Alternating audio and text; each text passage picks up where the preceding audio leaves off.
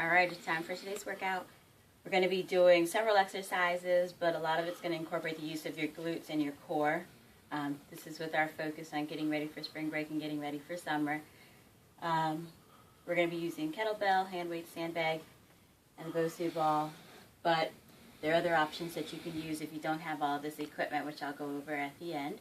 I'm going to do at least one round that you can see on the video, and then you can follow along with me if you hit replay.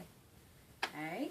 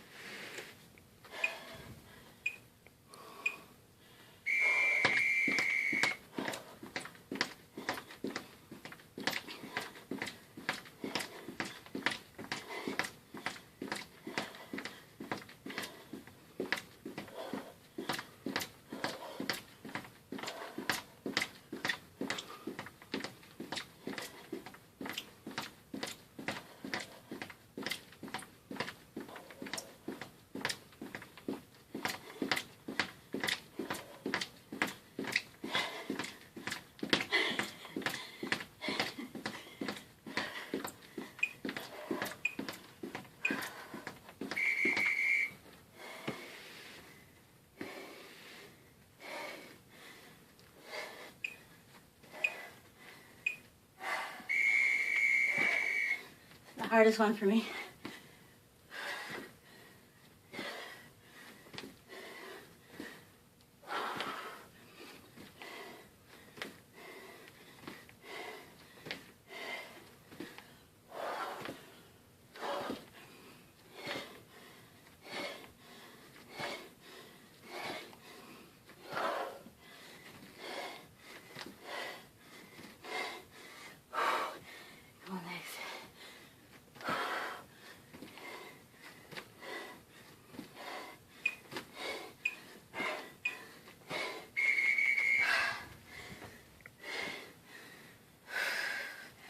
Last exercise.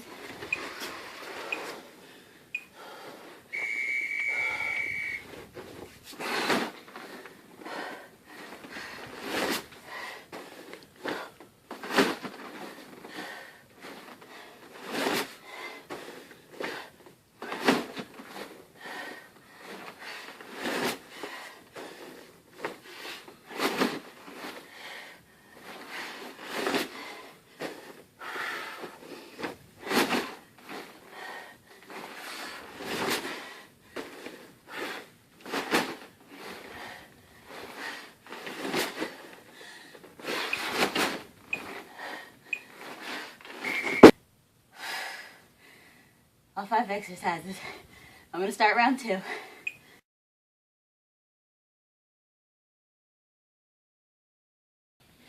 So I just finished the workout. I'm going to give you a quick instructional on how to do each of the moves if you don't have all this equipment, and if you do have the equipment. Still catching my breath. The first exercise is the kettlebell swing. I'm using a dumbbell, so if you don't have a kettlebell, you can use dumbbell, or you can do it without any resistance and just use your body weight. Your knees are bent slightly.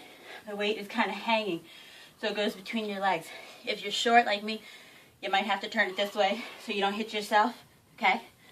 And you're going to lean forward, core is nice and tight, and the weight's going to swing back. Then as you come up, I usually don't let it go higher than 90 for this particular exercise. Depends on how heavy your kettlebell is. But as you go forward, you actually press the hips forward, squeezing your butt so you're driving from the hips. So it's down, flat back. Not using a lot of squatting motion. I'm using a lot of hip motion here. So we're down, drive forward. Why am I squeezing the glutes? Because I want to make sure that my glutes are facilitating this movement, okay? It also helps to tone the glutes because you're thinking about squeezing them, so you're making sure that you are activating them during this exercise. So I'm not lifting the weight with my arms. I'm actually lifting the weight with my hips. And my arms are just carrying the weight. Okay? The next exercise was a renegade row.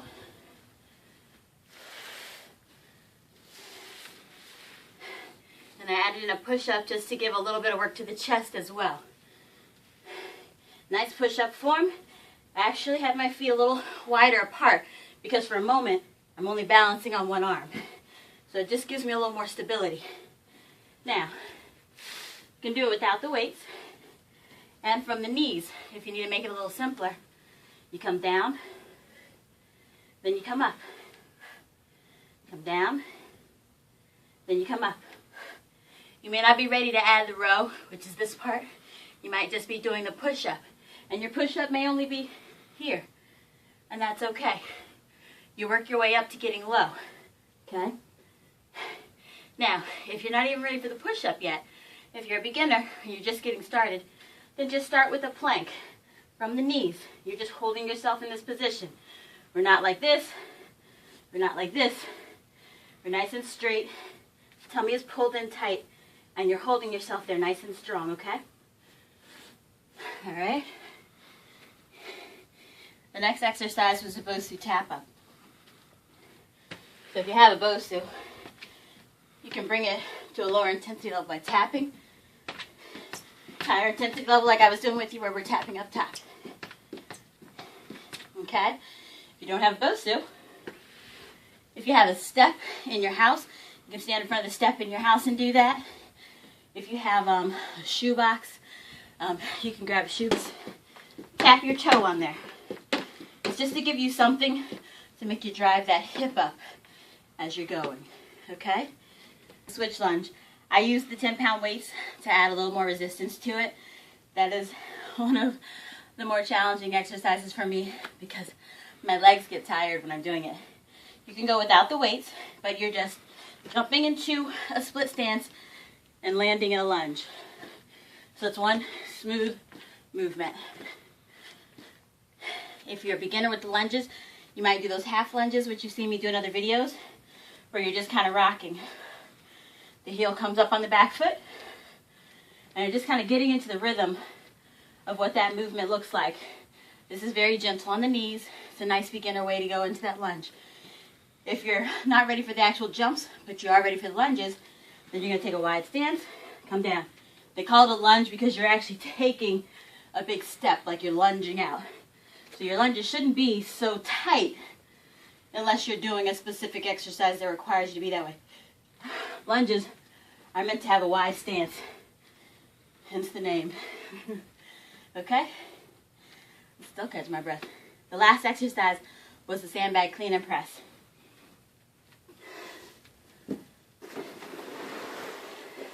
So this is my sandbag. When I do the clean and press, I like to use the these grips that are in a line, and I like to have my palms facing out. Nice strong squat position. This is all nice and tight, so I'm not pulling on my back. Everything is in control. And then I do, if you've ever done a jerk, I do a jerking motion to drive the weight up, like this. Catch it on my forearms, and then press up. Back down, still strong. Then I let it down. You never want to not be tight through the core when you're doing this, because if you're letting go of the weight and it pulls you, it could hurt your shoulders, your back, anything. So again, everything's nice and tight. Jerk it up, press up, still in control of the weight, bring it down, okay? If you don't have a sandbag, I know I look like I'm walking funny, I'm just trying to protect my back, then you can use these. Now, when I do a clean and press with a regular barbell or hand weights, I use a grip with my palms facing my thighs. Grab the weight, pull it up, and press. Back down, down to the floor. So, a little bit more slow motion. You're nice and strong through the core. Then down side squat, pick up the weight, bring it up, and you actually use momentum to throw it to here. Then legs press it up to here. Okay, so if this was actually a heavy weight, I'd be really driving through with my legs. So, you pull it up, and then press. Once you pull it up, you get under it. So watch me get under it. Pull it up, get under it. Push it up, okay? Pull it up, get under it, throw it up, okay? So that's that move. That's all 5 moves. Again, if you're not using weights, you still practice the motion, because guess what? We're doing a lot of squats here. Still working on the butt. You're engaging your core to work on your midsection, okay? All right, so that is the first workout. There will be 4 more. 5 exercises each workout, incorporating the glutes a lot, the core. You're gonna get a lot of leg work because we're working the glutes, and often exercises that incorporate the glutes incorporate some use of the legs. And we should start getting you nice and tight and fit as you get ready for spring break and summer vacation. Don't forget to check us out on Facebook, Fortune's Food and Fitness LLC. And thank you for checking us out on YouTube. If you like our video, hit the like button, share us with your friends. Thank you.